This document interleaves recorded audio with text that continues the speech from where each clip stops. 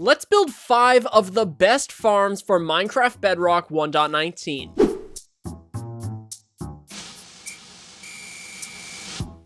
The first thing you want to do is place down a chest right here, and then we're going to go ahead and place down 3 signs on this side of the chest. Leave the back open, and we're going to place down 3 trapdoors in a triangle shape, just like so, and then go ahead and open up all of those trapdoors.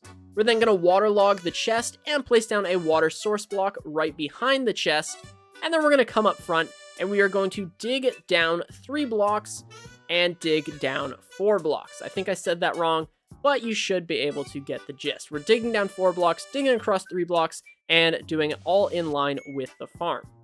From here, what you want to do is place down a double chest at the bottom, and then go ahead and run a hopper into that double chest. Now that might take some time, but make sure it is properly linked up right there. And then we're going to place down a temporary block above the hopper, place down a rail, and then place down a minecart hopper. Go ahead and break this block now, and it should drop perfectly on top of the hopper, and you should get that rail inside of the chest. So just go ahead and take that out. From here now, we want to grab some blocks, place down a block right here and a block right here, and then you can have a ladder or some scaffolding and have a nice little storage room down there.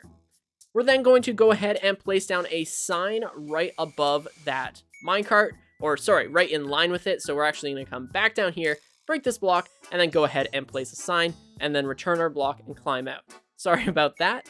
And then we're going to go ahead and place the lava bucket right above that minecart and sign, just like so.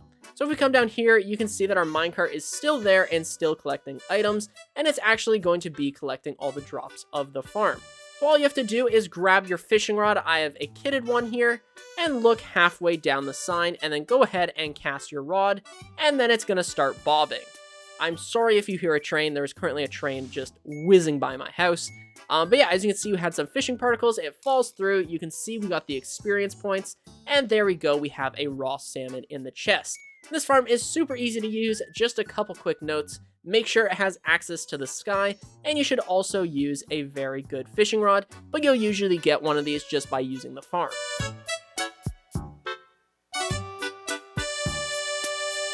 The next farm we're going to be building is a cobblestone farm, so find a nice place to build it, and then we're going to place down a double chest right here, grab your hoppers now, and we're going to run 3 hoppers into the back of that chest. Grab some blocks, and we're going to place down 5 blocks centered on the hoppers, and then we're going to place down another strip of blocks right behind it. We're then going to come over here to the chest, and we're going to build a nice little C shape that connects up to the other blocks so that you have this little 3-hole here. We're then going to grab our stairs and place down 3 stairs looking into the hole so that the backs are flush with the wall. And then we're going to go ahead and finish off the rim, just like so. Don't place a block over top of the chest because you want to actually be able to open it and mine all the cobblestone. So then we're going to go ahead and place down 3 water buckets right here, break this block and place down a crafting bench, and then go ahead and place down your 3 lava.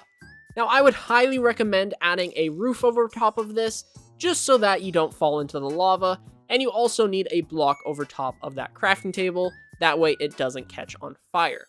But after you've done all this, it is completely done. So in survival mode now, all you have to do is look ahead of you and break these blocks, and you are going to get a bunch of cobblestone inside of the hoppers and inside of that chest.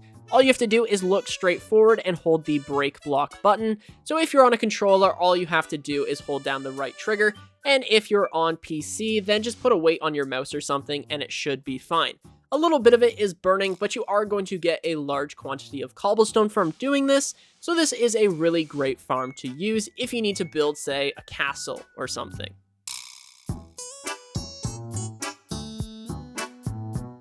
The next farm we're going to be building is a super smelter. So the first thing you want to do is place down your chest here, and then we're going to place down a pillar 1 block away that is 3 blocks tall, just like so. Grab your hoppers now, and we're going to place down 8 hoppers wrapping around this pillar, running into that chest, and that's where all of the items are going to end up.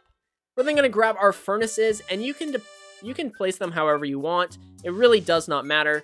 I'm going to place them so that you can see them from the front. these ones from the side, and this one from the back. I think that is probably going to look the best, especially if this is going to be where the collection system is. But after that, you can just go ahead and run hoppers directly down into those furnaces. And then this is the easy part. All we're going to do is place down a boat with a chest, center it on the farm, so just kind of line it up so that it is over top of all the hoppers. It might take a little bit of time. This thing is a little bit finicky, but I can see where I'm trying to go, which I think right about here is good. Maybe trying to back up a little bit so we're on that back hopper.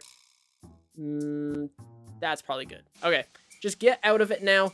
And what we're going to do is we're going to put in 8 coal in every single one of those furnaces. Now, unfortunately, the fuel for the farm is not going to be self-sufficient, so you're going to have to manually place in all of your fuel. But other than that, it's a really easy way to make it so that your furnace is smelting things 8 times faster. And after you have all of the coal in here, this thing really is a beast. So I would recommend getting 8 stacks of coal or something like that if you plan on using this, because this is really meant for large batches of items. So we're going to come up here, and what we're going to do is shift click into the boat to open the chest. Go ahead and dump in our raw iron. Now, if we go around the farm and see all of the furnace faces on, which I do, that means that all of these furnaces are properly aligned with the boat up here. So this hopper, which doesn't even look like it's touching the boat, is actually picking up items. So if we look in the chest, we should see the iron slowly fill in. So we've got 8 here. Any second now, we should see a constant stream, and it's going to go up to 16, and it's just going to keep doing this until the whole stack is smelted. But this is a really clean system to a rather expensive project. This thing would be super useful for the previous cobblestone build if you wanted to have some stone and get some experience on the side.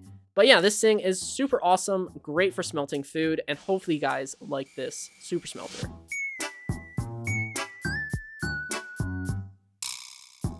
The next farm we're going to build is super underrated and is actually one of my favorite farms, and that is the wool farm. So what we're going to do is break this block right here, and we're going to place down an observer. So that block is actually being monitored, and this is going to be where we have our sheep. So when the sheep eats the grass, it's going to set off the observer, which is going to shear the sheep. So we're going to place down a redstone dust right here, and then we're going to place down a dispenser looking in the direction of the observer. So just to show you a little proof of concept, if I go ahead and break this grass block, it's going to actually dispense this thing because this redstone goes off. So from here, we're going to grab our glass now, and we're going to build up by 2 just like so, and place down 1 glass block on top of the dispenser. You don't need to use glass blocks, but I do think that it helps with the aesthetic. It looks pretty and it is quite nice. From here, we are going to dig down by 3 blocks, and then we're going to dig over by 2 and just clear out all of this space. We're then going to add in a double chest right here, and we're going to run a hopper into the back of that chest. Then we're going to grab a temporary block and then place down our rail and a minecart hopper on top, similar to the AFK Fish Farm from earlier. We're going to break this block. It's going to end up on top of the hopper, and then the rail is going to be in the chest, and this is going to be where all of the wool ends up. Now, if you wanted to route this off to a bigger storage system, you could obviously do that, and yeah, I guess that's pretty self-explanatory. Then all we're going to do is replace these 2 blocks. If you don't have a grass block lying around, you can easily just use dirt and it will spread. So absolutely no worries if you don't have a grass block. All we really need to do now is get our sheep, and I think I see our victim off in the distance. There we go. He's a hungry boy. We want him. So we're going to grab our wheat and lure him over to the farm, and he's going to come up the hill. And this process is a little slow and annoying because he is just a little too slow for my liking.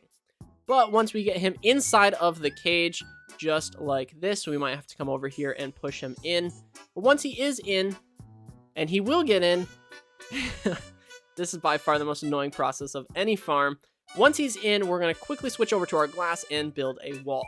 You could hear the franticness in my voice. But as you can see, it went off. The reason he didn't get sheared is because we forgot to add the shears into the dispenser. But once that grass grows back onto the dirt, he's going to eat again, and this is going to end up shearing him. Now, unfortunately, I can't place a glass block right here because he's 1.5 blocks tall, if I'm not mistaken.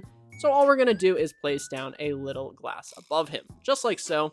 And this guy is going to keep eating the grass and you're going to keep getting wool. You could have a nice little setup of all of these guys, maybe having a minecart hopper run underneath of it on a track. But yeah, this is a super underrated farm and I highly recommend building it. This thing is so useful for netherite mining because you can just make a bunch of beds.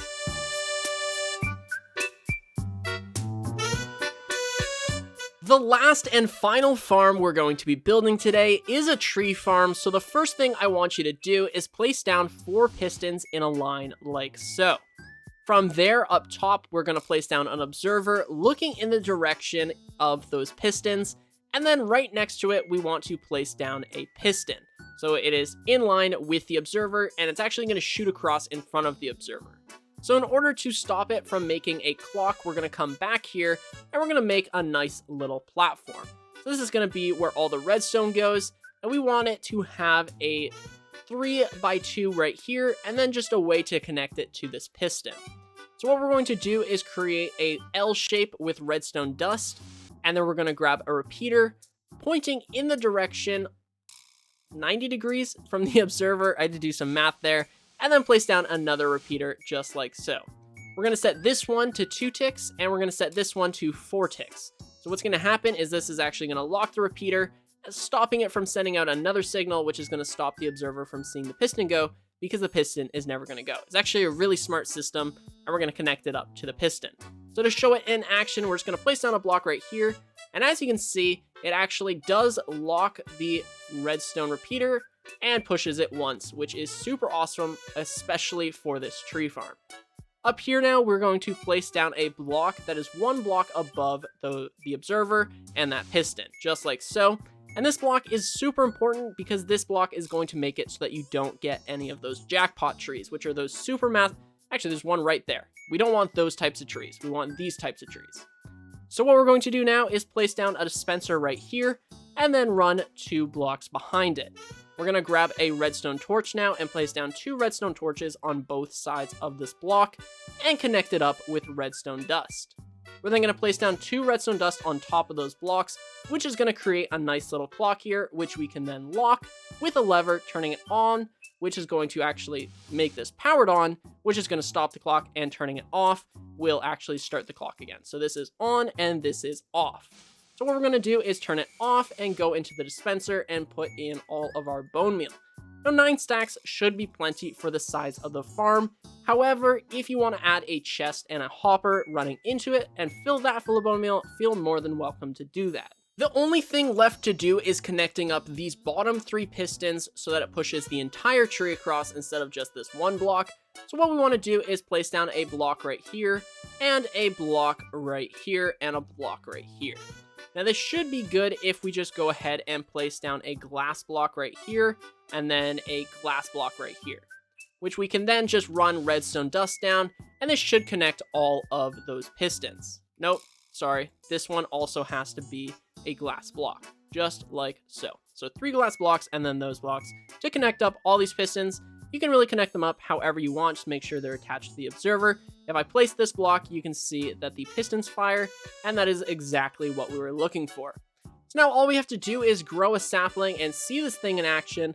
So we're going to break this block right here, create a nice little walkway out so that way we don't get trapped by leaves. We're going to grab our saplings, turn on the farm, and we are ready to go. So this thing is spitting out bone meal. And the awesome thing about this is it's actually not going to use bone meal unless there's a sapling in front of it. And as you can see, that thing grew pretty fast. Some of them will take a little longer. But this thing is going to produce a ton of wood super quickly and put it in a nice and convenient line for you to mine. Now this thing is ideally put underground where wood is hard to come across and you just have a bunch of saplings laying around. But as you can see, we have already got 4 trees. This one seems like it's probably going to take a while. But yeah, this is a super efficient way of getting wood. It's a lot more fun than just going around and mining it. And this thing is just super awesome. I think I designed this like 2 years ago, but this is still one of my favorite tree farms. Even if it doesn't give you saplings back, it is still pretty cool. I'm not gonna lie. Alright, that is going to be it for today's video. Hopefully you guys enjoyed this one. I worked really hard on this video, and I tried to give you guys as many of these great farms as I could. My voice is currently dying because I've been recording for 3 hours, so hopefully you guys enjoyed it. If you did, then be sure to subscribe and leave a like. My name is OneUpMC, and I will see you guys in the next one. Also, if you did enjoy this video, I have tons of farms on my channel, so you can go ahead and check out any of those that interest you.